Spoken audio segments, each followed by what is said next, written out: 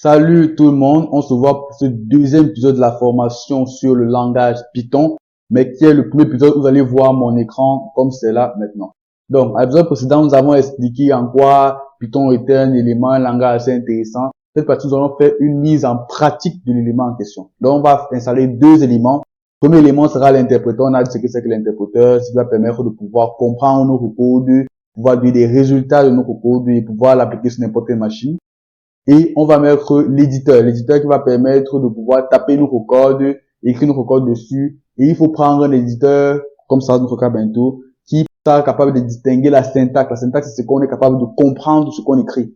Pouvoir remarquer, là, c'est une fonction, là, c'est une variable, là, c'est un modulo, là, c'est tous ces éléments-là, il faut que l'éditeur soit capable de les remarquer. Ne vous inquiétez pas, nous avons déjà mis tous ces éléments dans le canal Telegram qui est lié à cette formation. Donc, vous n'aurez à rechercher aucun autre élément.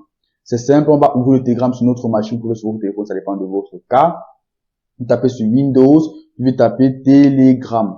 Vous voyez, Telegram comme ça. Vous pouvez cliquer dessus, ça va ouvrir directement Telegram. Nous l'avons déjà fait de notre côté et c'est ça ici. Logiquement, vous atterrirez ici avec Python. Là, c'est les différentes vidéos de la formation Python. Vous pouvez le voir comme ça.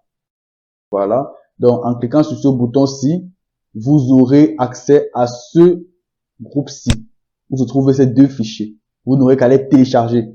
Dès que vous les téléchargez, ils vont aller dans votre explorateur de fichiers au niveau de téléchargement. Soit chez vous, vous directement tapez, vous ne verrez peut-être là-bas, ici en bas, mais il y a un élément d'explorateur de fichiers, vous cliquez dessus, ça va ouvrir directement comme ça.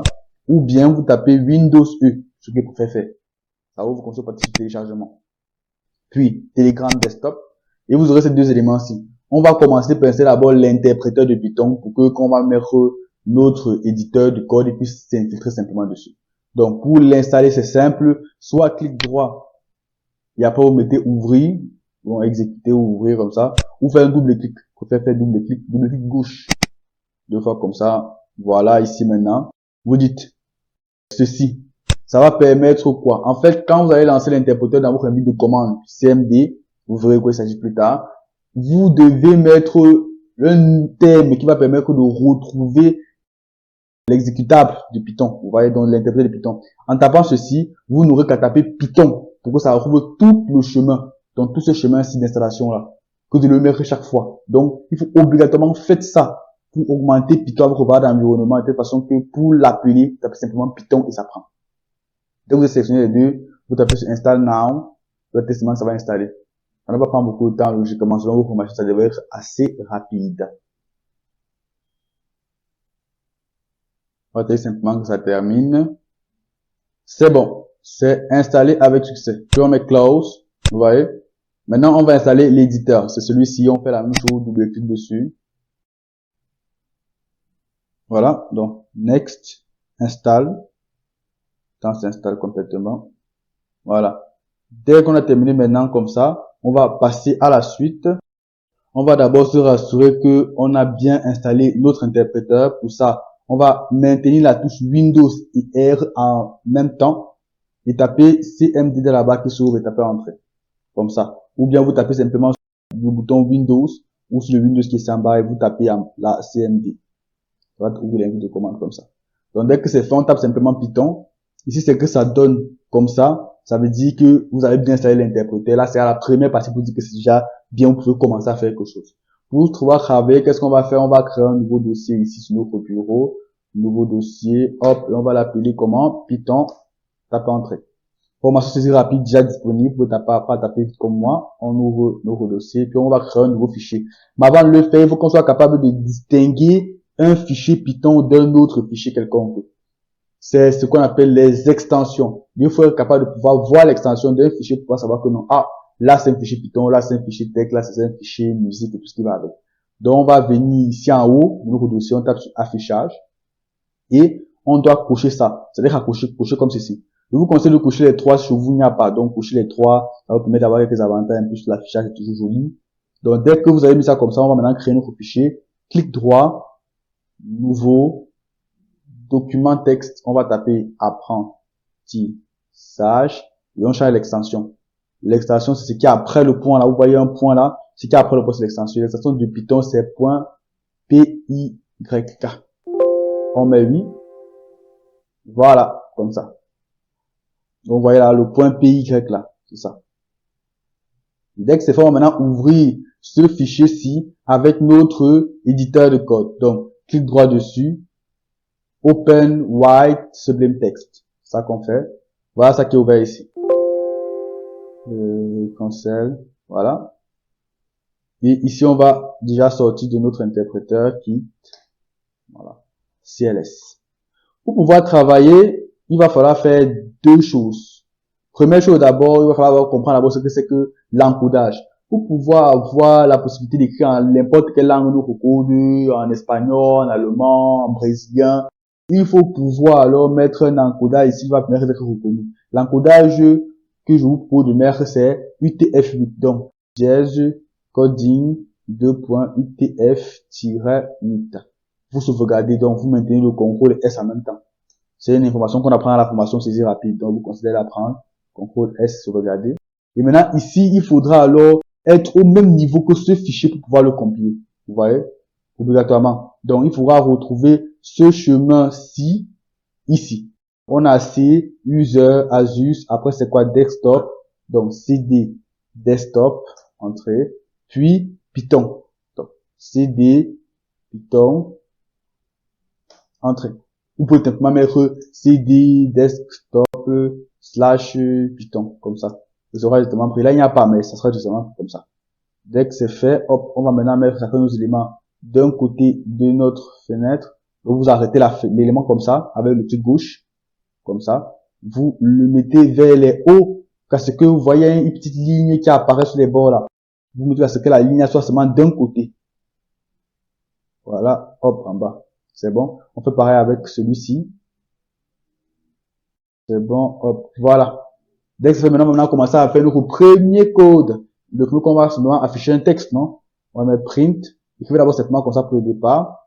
Qu'est-ce qu'on va écrire? Bonjour, je code en Python.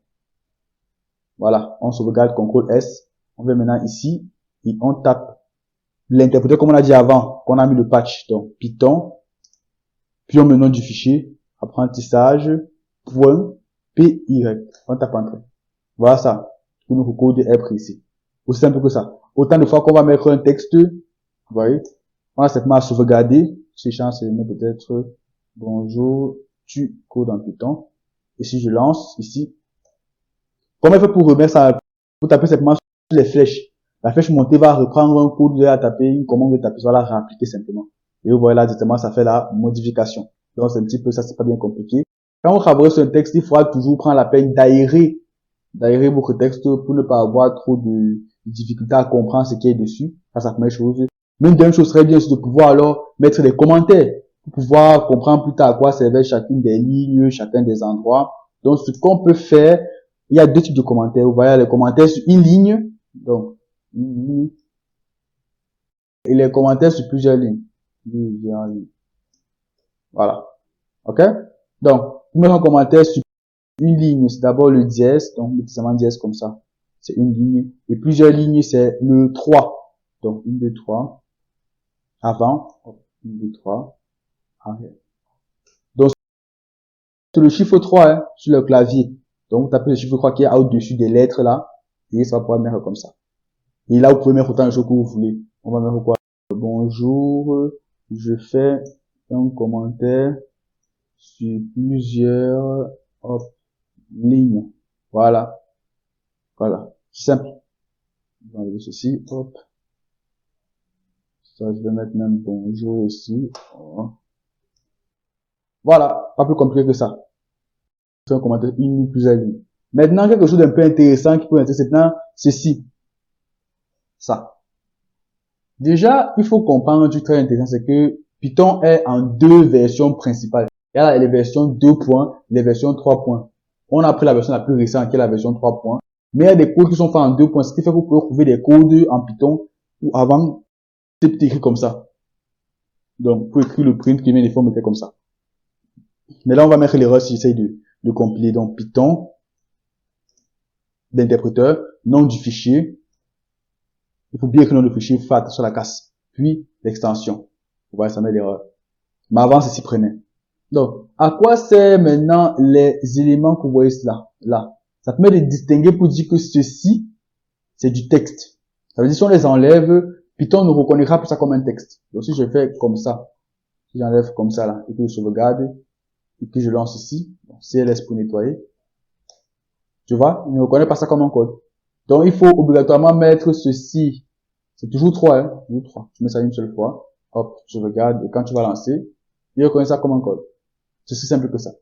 Voilà. Qu'est-ce qu'on peut encore montrer pour cet épisode-ci? Oui, comment aller à la ligne. Ça veut dire, pas, pour ne pas avoir besoin de faire, si je vais peut-être mettre ça comme ça, on va mettre un autre texte à la ligne. Imaginons si je mets, je suis pas mal pour un début. Comme ça. Les deux seront à la ligne. On est d'accord? Ceci après, ceci à la ligne. Maintenant, si je veux que ce texte soit à la ligne, ça va besoin de mettre à nouveau la fonction d'affichage. Je peux copier ce texte-ci comme ça. Hop. Je viens ici à la fin, et là où je vais mettre à la ligne, je mets /n. Et je mets mon code. Je mets mon texte. C'est ainsi. Hop. Et si je sauvegarde et que je relance. Voilà, c'est encore à la ligne. Vous avez remarqué l'espace ici devant. Il y a un espace ici. Là. Quand vous mettez avec le texte comme ça, tout ce qui est ici à l'intérieur est considéré comme du texte, même les espaces. Donc, si vous mettez l'espacement là-bas, ça prend ça en compte. Il faut faire attention à ce que vous écrivez, tout ce qui va avec. Là, on a mis la ligne. Là, si on veut faire une tabulation, c'est /t. Comme ça. On met seulement, ouais, c'est ça. Hop. Comme ça, sous sauvegarde. Et que je relance Python, nom du fichier, point extension, et que tape entrée. Vous voyez? Voilà. À la ligne, puis tabulation. Donc, c'est un petit peu comment ça fonctionne. On va prendre le temps de vraiment beaucoup regarder ça dans les épisodes prochains parce qu'on aura le temps de bien prendre le temps d'apprendre tout ça. J'espère que cette vidéo vous a plu, que vous avez pu apprendre de nouvelles choses. Si on était un petit peu rapide pour rentrer en arrière dans la vidéo, revoir ce qui a pu vous dépasser, essayer de mieux comprendre. Vous pouvez aussi nous contacter sur nos numéros si vous avez des incompréhensions encore plus importantes qui n'ont pas été réglées dans cette vidéo. Les numéros se trouvent soit là, et nous répondrons à vos différentes questions. Sur ce, on se dit bye et à la prochaine.